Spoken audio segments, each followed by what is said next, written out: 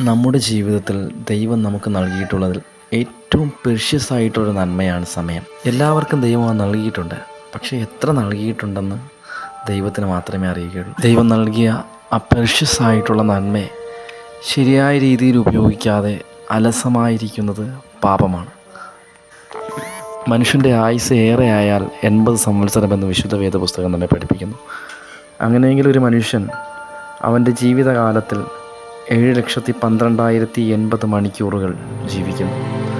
7,12,080 മണിക്കൂറുകളിൽ 2,33,760 മണിക്കൂറുകൾ അവൻ ഉറങ്ങാൻ വേണ്ടി മാറ്റിവെക്കുന്നു.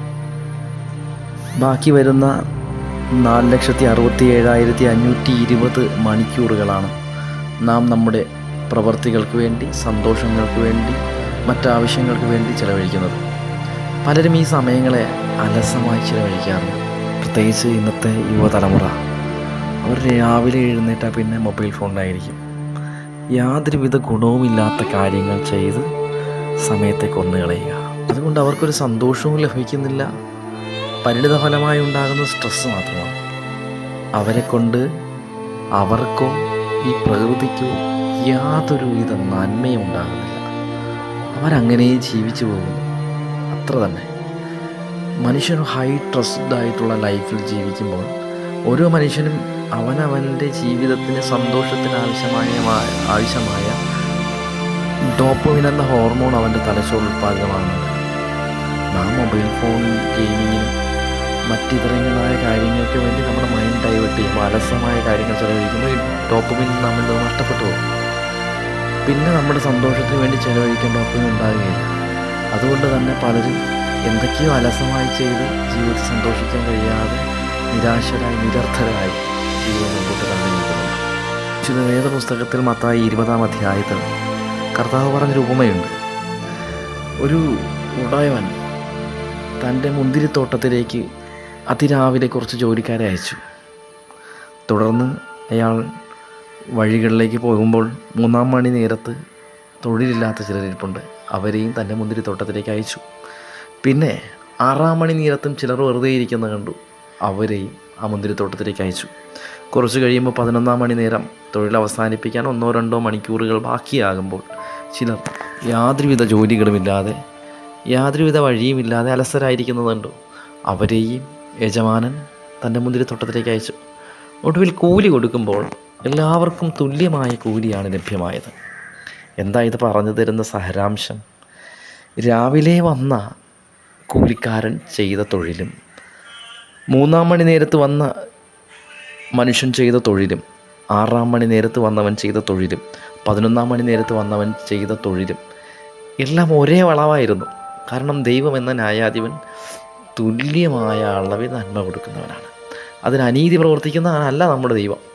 അപ്പോൾ ആ ദൈവം നോക്കുമ്പോൾ, അല്ലെങ്കിൽ ആ ഉടമസ്ഥൻ നോക്കുമ്പോൾ കാണുന്നത് എല്ലാവരും ചെയ്ത പ്രവൃത്തിയുടെ വോളിയം എന്നത് ഒന്ന് തന്നെയാണ്. സമയം ചിലർ കൂടുതൽ കൊടുത്തു, പക്ഷെ അവരത് പ്രയോജനപ്പെടുത്തിയില്ല. ഒരു പക്ഷേ പ്രഭാതത്തിൽ വന്നവൻ അവൻ്റെ പ്രവൃത്തിയുടെ വോളിയം കൂടുതൽ ചെയ്തിരുന്നെങ്കിൽ നിശ്ചയമായി അവൻ്റെ പ്രവൃത്തിക്ക് തക്ക പ്രതിഫലം ഉടമസ്ഥൻ കൊടുക്കുക തന്നെ ചെയ്യും. ഉടമസ്ഥൻ നോക്കുമ്പോൾ എല്ലാവരും ചെയ്ത പ്രവൃത്തിയുടെ വോളിയം ഒന്ന് തന്നെയാണ്, പക്ഷെ കിട്ടിയ സമയം വ്യത്യസ്തമാണ്. പലപ്പോഴും പലരുടെയും ജീവിതത്തിൽ നാം എത്ര കാലം വിശ്വാസികളായിരുന്നു, എത്ര കാലം ക്രിസ്ത്യാനി എന്ന് പറഞ്ഞു, എത്ര കാലം വിദ്യാഭ്യാസത്തിന് വേണ്ടി അധ്വാനിച്ചു, എത്ര കാലം പഠിച്ചു എന്നതൊരു കാര്യമല്ല. എങ്ങനെ പഠിച്ചു, എത്രമാത്രം ആത്മാർത്ഥമായി പഠിച്ചു, അതിനുവേണ്ടി എത്രമാത്രം ആത്മാർത്ഥത കൊടുത്തു, എത്രമാത്രം ഹൃദയത്തിൻ്റെ ആഴങ്ങളിൽ നിന്നുള്ള താല്പര്യത്തോടെ അതിനുവേണ്ടി ശ്രമിച്ചു, എത്രമാത്രം ഹൃദയത്തിൻ്റെ ആഴങ്ങളിൽ നിന്നുള്ള താല്പര്യത്തോടെ പ്രാർത്ഥിച്ചു, എത്രത്തോളം ഹൃദയത്തിൻ്റെ ആഴങ്ങളിൽ നിന്ന് ആത്മീയത ഉയർന്നു വരികയും ദൈവസ്നേഹം ഉണ്ടാകുകയും ആരാധന ഉയരുകയും ചെയ്യും. ഇവിടെയാണ് കാര്യം. അല്ലാതെ മറ്റാരെയൊക്കെ കാണിക്കാൻ വേണ്ടി കേവല ചടങ്ങുകളായി നമ്മൾ ചെയ്യുന്ന പ്രവൃത്തികൾ കൊണ്ട് നമ്മുടെ ജീവിതത്തെ ഒരിക്കലും നേട്ടങ്ങൾ കൊയ്യുവാൻ കഴിയുകയില്ല. നമ്മുടെ ഉള്ളിൽ നിന്നുണ്ടാകണം, നമ്മുടെ പ്രവൃത്തിയിലുണ്ടാകണം. നമുക്ക് എത്ര സമയം നമ്മൾ സ്പെൻഡ് ചെയ്തു എന്നുള്ളതിലല്ല നമ്മുടെ പ്രതിഫലത്തിൻ്റെ വാല്യൂ ദൈവം നിയമിക്കുന്നത്, ദൈവം നിശ്ചയിക്കുന്നത് നിൻ്റെ പ്രവൃത്തിയുടെ സിൻസിയാരിറ്റി, അതിൻ്റെ പ്രവൃത്തിയുടെ വോളിയം, പ്രവൃത്തിയുടെ അളവിനെയാണ് ദൈവം നിശ്ചയിക്കുന്നത്. അതുകൊണ്ട് സമയം തക്കത്തിൽ ഉപയോഗിക്കുന്നവരായിരിക്കണം. ദൈവം അനേകം പേർ ലോകത്ത് ഒരു പൂമുട്ട് കണക്കെ കൊഴിഞ്ഞു പോകുമ്പോൾ പലർക്കും 40, 50, 60, 70, 80 വയസ്സുകൾ നൽകിയവരെ മാനിച്ചത് അത്രത്തോളം ദൈവത്തിന് വേണ്ടിയും ഈ പ്രകൃതിക്ക് വേണ്ടിയും നല്ലത് പ്രവർത്തിക്കാൻ വേണ്ടിയാണ്. നീ നല്ലത് പ്രവർത്തിക്കേണ്ട ഇടങ്ങളിൽ മോശമായത് പ്രവർത്തിച്ചാലും പാപമാണ്. നീ പ്രവർത്തിക്കേണ്ട സമയങ്ങളിൽ ഒന്നും പ്രവർത്തിക്കാതെ അലസനായിരുന്നാലും അത് പാപമാണ്. നമുക്ക് കൊഴിഞ്ഞു പോകുന്ന സമയങ്ങളെ തിരികെ വിളിക്കാനാകില്ല. അത് നഷ്ടങ്ങൾ തന്നെയാണ്. ജീവിതത്തിലെ ഏറ്റവും വലിയ നഷ്ടമെന്ന് പറയുന്നത് ഇന്നലെ കഴിഞ്ഞു പോയ സമയങ്ങളാണ്. അതിന് ഒരിക്കലും മടങ്ങി വരികയില്ല. നമ്മൾ നഷ്ടപ്പെടുത്തി കളയുന്ന സമയം പിന്നെ ഒരിക്കലും അത് തിരിച്ചു കിട്ടുകയില്ല. അതുകൊണ്ട് ഇന്നലെ തന്നെയാണ്. ഇനി അത് ഓർമ്മ മാത്രമാണ്. ഇനി ഒരിക്കലും നമുക്കത് ക്രിയേറ്റ് ചെയ്യാൻ കഴിയുകയില്ല. ജീവിതത്തിലെ ഒരു സംഭവത്തെയും അതുപോലെ നമുക്ക് റീക്രിയേറ്റ് ചെയ്യാൻ പറ്റുകയില്ല. അത് ആ നിമിഷം സംഭവിക്കുന്ന ഇൻസിഡൻ്റാണ്. നമ്മൾ എങ്ങനെ റീക്രിയേറ്റ് ചെയ്താലും അത് പഴയതുപോലെ ആകുകയില്ല. പലപ്പോഴും നമ്മൾ ചില ഓർമ്മകൾ, ചില സൗഹൃദങ്ങൾ, ചില ബന്ധങ്ങൾ, ചില ഇൻസിഡൻസുകളൊക്കെ റീക്രിയേറ്റ് ചെയ്യാറുണ്ട്. ഒരിക്കലും ആ റീക്രിയേഷന് റിയാലിറ്റിയുമായിട്ട് വലിയ ബന്ധമൊന്നും ഉണ്ടാകില്ല. അത്തരം ഒരു ആനന്ദം, റിയാലിറ്റി എന്നൊരു ആനന്ദമൊന്നും ഈ റീക്രിയേഷന് തരാൻ പറ്റുകയില്ല. കാരണം ആ സമയത്തിൻ്റെ പ്രത്യേകതയായിരുന്നു ആ അനുഭവം എന്നത്. പ്രിയമുള്ളവരെ, അതുകൊണ്ട് ദൈവം നമുക്ക് തന്നിരിക്കുന്ന പ്രഷ്യസ് ആയിട്ടുള്ള ടൈമിനെ ഒരു മിനിറ്റ് പോലും നഷ്ടപ്പെടുത്താതെ പ്രയോജനപ്പെടുത്താൻ കഴിയണം. സ്റ്റീവ് ജോബ്സിനെ പറ്റി ഇങ്ങനെ കേട്ടിട്ടുണ്ട്. സ്റ്റീവ് കണ്ണാടിയുടെ മുൻപ് പോയിട്ട് ഇങ്ങനെ പറയുമായിരുന്നു, സ്റ്റീവ്, ഇന്നത്തെ ദിവസമാണ് നിനക്കുള്ളത്. ഈ ദിവസം നീ അസ്തമിച്ചു പോകും.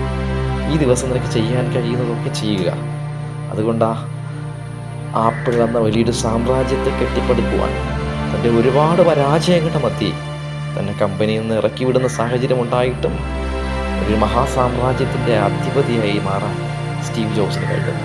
സമയത്തിന് വില കൊടുക്കുന്നവൻ അവൻ ഒരിടത്തും പരാജയപ്പെട്ടു പോകില്ല. അവൻ്റെ വിദ്യാഭ്യാസത്തിലാകാം, അവൻ്റെ ഉപജീവന കരിയറിലായിരിക്കാം, അവൻ്റെ ആത്മീക മണ്ഡലത്തിലായിരിക്കാം, വോട്ടവർ നീ എവിടെ ആയിക്കോട്ടെ, നീ എവിടെ ആയാലും ദൈവം തരുന്ന ഈ അനുഗ്രഹീതമായ സമയത്ത് നീ വില കൊടുക്കുന്നയാളാണെങ്കിൽ നീ കൊടുക്കുന്ന ആ ഒരു സമർപ്പണമുണ്ടല്ലോ, ആ ഒരു ഡെഡിക്കേഷനുള്ള പ്രതിഫലം നിശ്ചയമായി നിന്നിലേക്ക് വരും. അതാർക്കും നിന്നെയൊന്ന് കുത്തിപ്പറിക്കാൻ പറ്റുകയില്ല. ലോകത്തുനിന്ന് ദൈവം തരുന്ന നന്മകളെ മനുഷ്യന് മോഷ്ടിക്കാൻ പറ്റില്ലെന്നേ. അപ്പോൾ ദൈവം തരുന്ന പ്രഷ്യസായ സമയത്തിന് തക്കതായിട്ട് ജീവിക്കാൻ, നല്ല രീതിയിൽ ജീവിക്കാൻ നമുക്ക് പറ്റട്ടെ.